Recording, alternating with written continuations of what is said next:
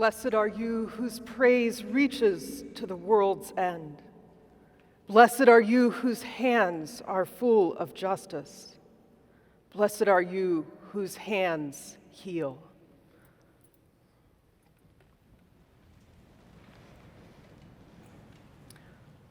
Fireworks and civic festivities in my hometown, Canton, Ohio, were, let's say, not exceptional. I learned from my parents that sometimes what a public holiday called for was a little quiet time alone. Now, that was a bit of a feat in a household that was never limited to a nuclear or biological family. I remember especially on New Year's Eve, their time together centered around a fondue pot. It was homemade breads and grilled meats plunging into a nutty, melting pot of Swiss cheese. The first melting pot. A second melting pot. I learned in elementary school that this was the image of our nation, a place where people from around the world could come and dissolve their particularities in the soup of mainstream American life. For some, this was like a refreshing gazpacho on a hot summer's night. For others, it was the pulverizing of overboiled vegetables, the brisk blades of an immersion blender, producing consistent texture at the cost of discernible flavor. More recently, a melting pot has become my image for our planet. The cool, damp air of the Northwest scorching like a southwestern desert. The lush vines of the Napa Valley blending as ash on dry earth. And that's to say nothing of places like India, a country where more than 50% of the population works in agriculture. Extreme climate events have tripled between 1950 and 2015, and malnutrition is so pervasive that more than half of the women who are of reproductive age are also anemic. A third melting pot. In today's gospel, Jesus has returned to an unspecified hometown, and he finds a distinctly inhospitable climate. The townsfolk are astounded. More accurately, they are scandalized at Jesus' failure to conform to their expectations. "Who do you think you are?" they charge. "I mean, you're only a carpenter. That's what your hands were made to do."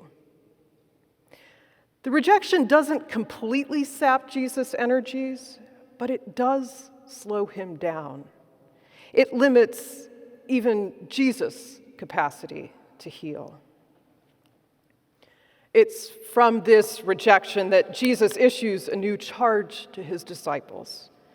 And the 2-point summary is this: be hospitable, even in an inhospitable climate, and teach people to change their minds, to see the world more like God sees it. Jesus offers this iconic counsel. If any place will not welcome you, and they refuse to hear you, as you leave, shake off the dust that is on your feet.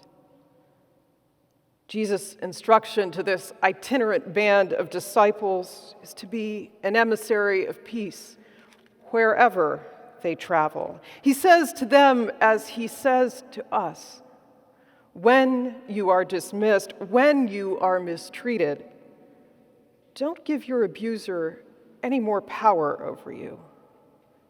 Get out of Dodge and literally brush it off. Shake off the dust that is on your feet. Jesus and the disciples become what our newspapers today term migrants. They might have or have had a formal address, but it's not in the country, region, or city where they go to lay their heads. It's not a home in the sense of a place of belonging, a connection to ancestry, or a site of domestic ritual. Jesus and his disciples are displaced. They're at the mercy of strangers, and with no more than the clothing on their backs, ill-equipped to bargain for a better deal. In less than 50 years, this will be the plight of almost 20% of the world's population, stuck in a melting pot whose temperatures will render huge swaths of the southern hemisphere uninhabitable. In less than 20 years, every state west of Missouri will contend with dire water shortages. So anyone who can will shake the arid dust off their feet. It may be a question of survival. Like Jesus' local naysayers, in the face of this great climate migration, many people will be convicted by a very narrow nationalism. We know our town. Our town works this way. Many may pigeonhole those who are fleeing. I mean, how could a farmer fix an internet connection? What would anyone in San Francisco know about, say, shoveling snow? But whatever the resistance is, the whole planetary community, the whole community will need healing. It will need hospitality. And first, we will need a change of mind.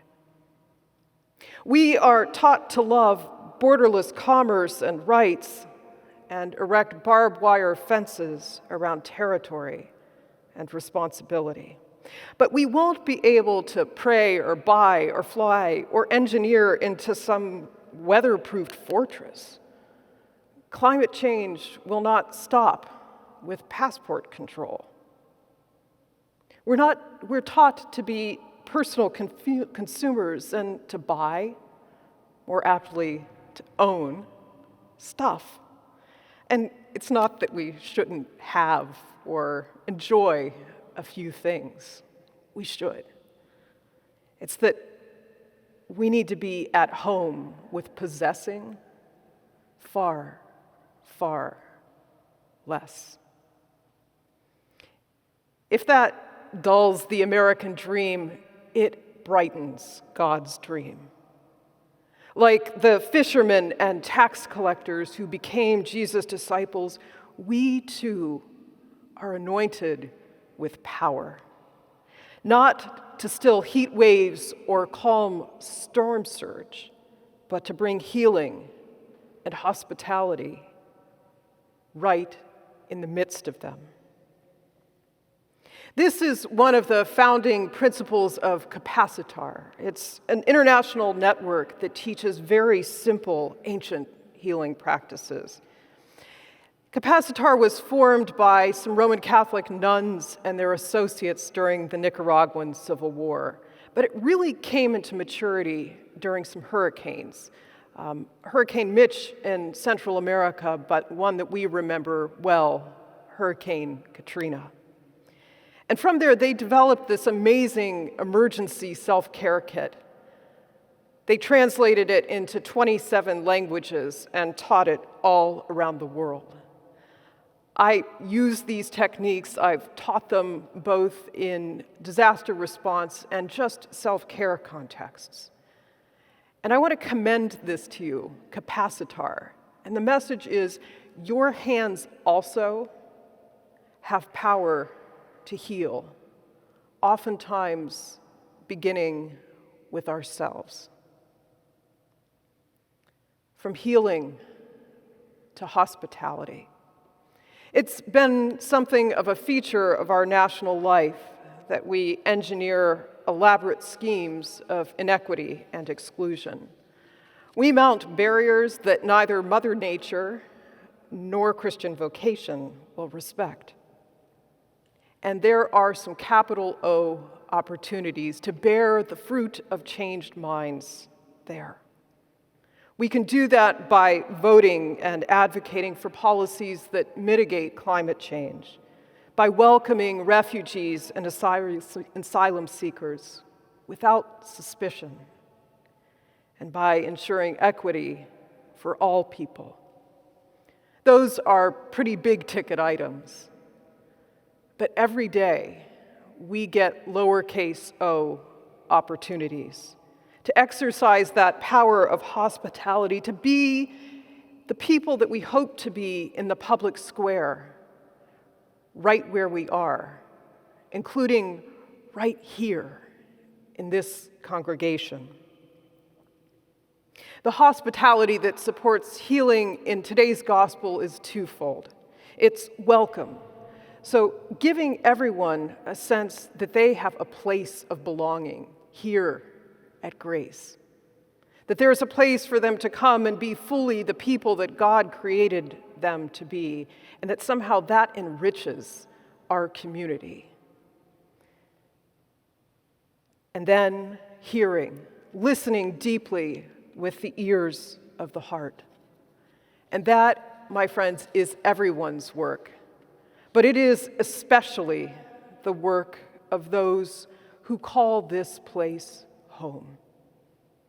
When someone is courageous enough to dust the feet of their rejection from somewhere else, be it another faith community or another country, it's our job together to make it easy for them to find a place right here. Nothing suggests to me that we can or will alter the trajectory of climate change. But I know that we can build a climate of healing and hospitality right in the midst of it. That no matter how inhospitable the context seems to be, no matter how foreboding, that is what we are commissioned to be and do together.